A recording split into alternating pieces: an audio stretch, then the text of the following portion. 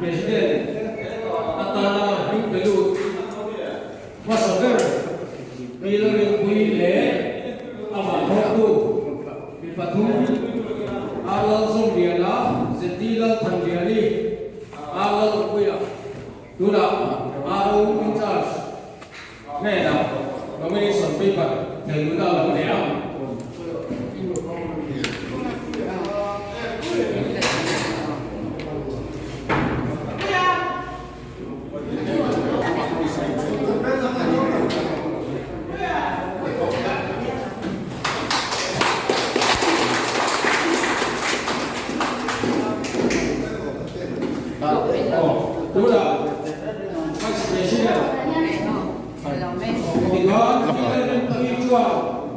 Presiden datang, nomination itu terjadi sambil arul, kalau tidak datang, dua vice presiden, mungkin masuk dua apa yang dora, arul hera dora, amat waktu, SP dia terlalu, kalau di dua ini, kalau dua lah, aku bukan mem, kalau dua.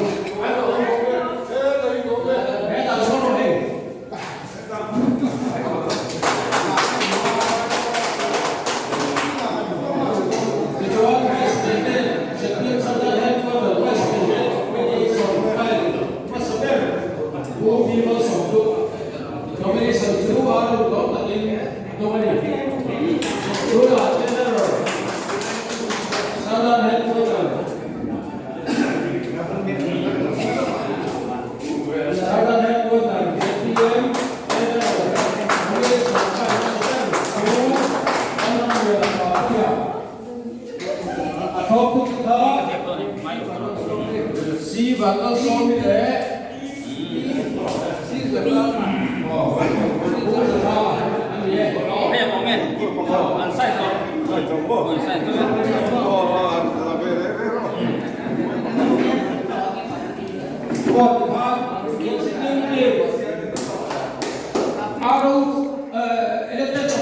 elected post itu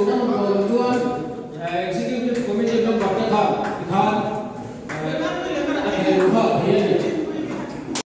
Southern Headquarters Nomination Pioneer hati zat kan lokal malam maya tin heta dungul takin tuna ke elected puiten engma inci boy na laba in han file road hat mai he abi takin ke tu hai kato to na headquarters lamin satila mate po ve to se te po min tia chu ba ngen ka mo phun na cham tu rui turin nia ke pato param ta na in tho chau hi ka du sak em cha nang ni pathu chawa nang ni pathum hi ka lo tho pu to china chuan atuka tha le du hi ame lu le district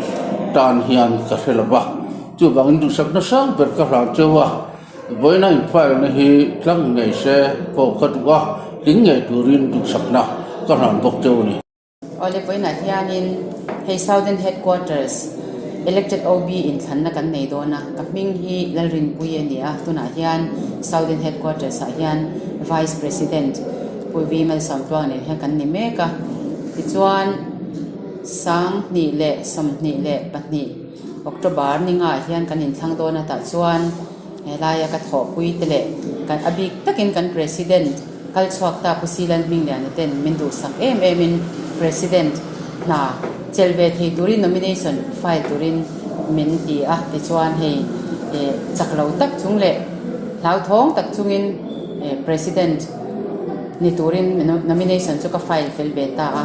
heta hian ka tho pui tur te Puivimal Samtwang le Pulal Ram lian te ka hre chiang em a kuming mazat kan lo thok ho to a an ni ne na thok ho tur kan ni chuan engma a khur omin ka shelawa kan phei khai arwal em boka kan thei to pin min lo chang tling ani chuan party tan kan chwa dona Southern Headquarters mai ni lo Mizoram pumpuya ZPM borwa ka althena turin thei to pin kan chwa dona chu party